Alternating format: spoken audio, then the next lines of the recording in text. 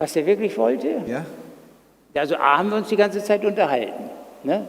Wirklich über alles, über Ukraine, Steuern, bla bla bla. Aber wie gesagt, er hat ja gesagt, wir haben uns nur über Musik unterhalten. Da war ich natürlich ein bisschen verwirrt. Dann hat er mich aber 2 Tage später nochmal angerufen, hat mir das erklärt, warum er nur mit mir über Musik. Das Problem der Politiker ist, dass sie in der Schule nie was von Wirtschaft gehört haben. Das ist ja grotesk. Ich meine, dass Habeck sich jetzt hinstellt da, ich meine, unser verflossener Wirtschaftsminister, wo jeder sagt, ein Glück hat der nichts mehr mit Wirtschaft zu tun. Ich meine, der hat in den letzten Jahren, letztes Jahr 0,3% Minuswachstum. Wir sind jetzt im Moment in Europa die allerletzten. Ja. Stellt sich hin und will Kanzler werden. Das ist doch bescheuert.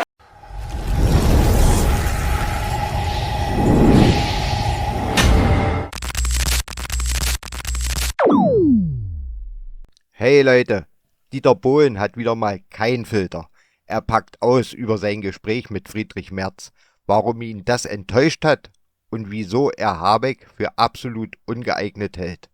Und das Beste, Bohlen bringt's auf seine unverwechselbare Art auf den Punkt. Da bleibt kein Auge trocken. Also bleibt dran und lasst unbedingt eure Meinung in den Kommentaren da. Auf geht's! Thema Politik. Ich weiß, mit dir kann man alles sprechen. Das ist schwierig in diesem Lande. Ja, ich hatte ja ihr habt das ja bestimmt mitgekriegt, also unser neuer Kanzler hatte mich auch angerufen und war ich ein bisschen enttäuscht, sei ganz ehrlich, Herr Merz war auf einmal an meinem Telefon, haben wir 90 Minuten gesprochen über alles, aber nicht über Musik. Und am nächsten Tag saß er in der Talkshow bei der Maischberger. Maischberger fragt ihn, worüber haben Sie denn mit Herrn Bohlen gesprochen? Da sagt er, über Musik.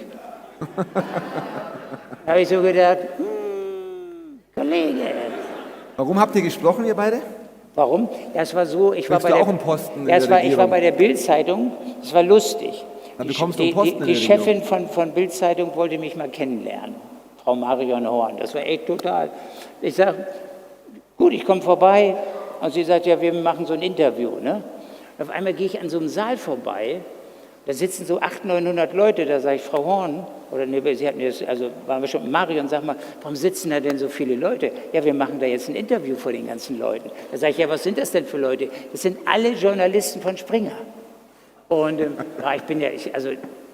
eins bin ich nicht nervös, ja. Und ich bin da raus und als ich dann, es war ein unheimlich tolles Gespräch, aber wie komme ich jetzt da drauf jetzt irgendwie? Was hast du mich gefragt? Weil du mit Merz telefoniert hast. Ach so, ja genau, und da fragt die mich in diesem Interview, fragt die mich eben, ja, würden Sie nicht auch mal irgendwie so wie der Musk irgendwie einen Politiker beraten wollen? Oder wollen Sie nicht auch Politiker werden? Und ich wollte, sonst sage ich immer, Politiker werden zu beschissen bezahlt, das kann ich nicht machen. Das habe ich mir verkniffen, den Spruch. Und habe ich gesagt, ja, ich könnte mir vorstellen, den eben zu beraten. Und dann hatte ich den auf einmal relativ schnell an meinem Telefon. Und der hat dann bei RTL angerufen, also bestimmt irgendeinen Assistenten von ihm, die haben dann die Frau Ludewig angerufen. Frau Ludewig rief mich dann an und sagte, ey Dieter, der Merz will deine Telefonnummer haben, kann ich ihm die geben? Da habe ich gesagt, komm, mach mal. Und ja, ist doch geil, wenn man den Kanzler kennt, hatte ich so gedacht. Und weil ich kenne eine ganze Menge Politiker, ziemlich gut auch so, also auch so. Und ja, und dann hat er auf einmal eben angerufen. Normalerweise gehe ich bei unbekannten Nummern. Was der wirklich wollte? Ja. Also A, haben wir uns die ganze Zeit unterhalten. Ne? Wirklich über alles, über Ukraine, Steuern, bla bla bla. Aber wie gesagt, er hat ja gesagt, wir haben uns nur über Musik unterhalten. Da war ich natürlich ein bisschen verwirrt. Dann hat er mich aber 2 Tage später nochmal angerufen, hat mir das erklärt, warum er nur mit mir über Musik, weil er wollte mich nicht in die schwere Politik einziehen. Oder das würde mich dann ja vielleicht belasten oder so.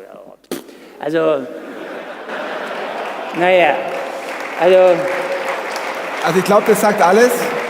Gehst du wählen? Ich bin ehrlich, ich war so ein bisschen enttäuscht. Gehst du wählen? Ja, natürlich, wir müssen alle wählen. Geht bloß alle wählen, Mensch. Also, ja. Jeder muss wählen. Jeder muss wählen. Wenn du dein Leben so geführt hättest, wie es die Politiker tun, nämlich irgendwelche Dinge behaupten, die sie dann 2 Tage später nicht mehr wissen, um noch irgendetwas zu erreichen im Leben für ihre Ja, das Wahlen? Problem der Politiker ist, dass sie in der Schule nie was von Wirtschaft gehört haben.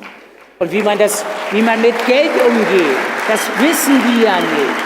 Ich meine, das ist ja grotesk. Ich meine, dass Habeck sich jetzt hinstellt da, ich meine, unser verflossener Wirtschaftsminister, wo jeder sagt, ein Glück hat der nichts mehr mit Wirtschaft zu tun. Ich meine, der hat in den letzten Jahren, letztes Jahr 0,3% Minuswachstum. Wir sind jetzt im Moment in Europa die allerletzten, ja, letzter Platz. Und der stellt sich jetzt hin, nach einem desolaten, alles falsch gemacht Programm, ja, stellt sich hin und will Kanzler werden. Das ist doch bescheuert. Also, ich habe persönlich gegen Habeck null. Wenn der jetzt irgendwie so Familienminister oder für Kinder, Kindergarten, Bilder malen oder so, alles okay. Das ist ein lieber Kerl. Und jeder hat doch, es gibt doch immer, meine Oma, auf jeden auf jeden Topf passt ein Deckel. Und wenn der jetzt, sagen wir, für Kindergärten oder so Erziehung in Blabla, das ist okay, das könnte der machen. Aber doch nicht Wirtschaft, jemand, der null Ahnung von Wirtschaft hat. Ja? Der wusste am Anfang, ich weiß das so aus Gesprächen von, ich habe viele Leute, der wusste nicht, ich glaube, der weiß jetzt noch nicht, was ein ETF ist oder auch wie das mit dem ganzen Geld Der weiß auch nicht, was eine Insolvenz ist. Nee, mittlerweile wird das wissen, aber sonst hat der natürlich, ja, Insolvenz sind wir ja Gott sei Dank noch nicht, aber nah dran, sage ich mal. Ja. Und jetzt muss da da muss irgendwie was passieren. Wenn du Politiker sein dürftest, mal für eine Woche, oder du könntest an diesem Grundsystem etwas verändern, was würdest du denn für Politiker oder wen würdest du denn in diesem Apparat aufstellen? Also ja, Fachleute. Fachleute. Also genau das Gegenteil von dem, was wir hatten. Okay. Einfach Fachkräfte. Sehr cool.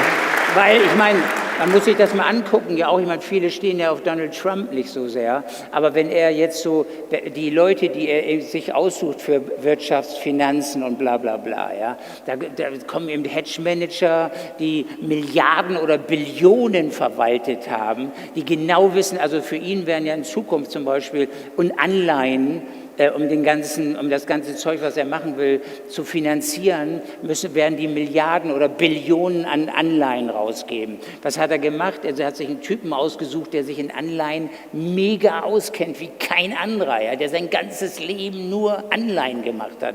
Und so müsste man das rein theoretisch machen, dass man auf jeden Posten jemand setzt, der richtig Ahnung hat von dem, was er da macht, ja.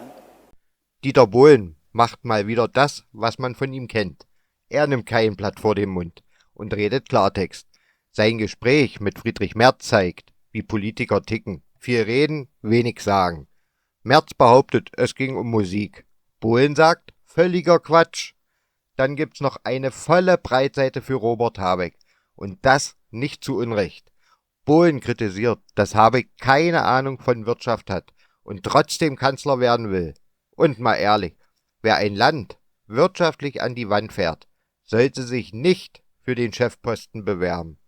Was Bohlen sagt, ist nicht nur unterhaltsam, sondern trifft einen wunden Punkt. In der Politik sitzen zu viele Leute, die von Themen, über die sie entscheiden, keinen blassen Schimmer haben. Seine Idee, echte Fachleute in Ministerposten zu setzen, klingt da gar nicht so verkehrt. Was denkt ihr? Hat Bohlen recht oder übertreibt er? Schreibt's in die Kommentare. Lasst ein Like da und abonniert, wenn ihr mehr ehrliche Worte hören wollt. Bis zum nächsten Mal.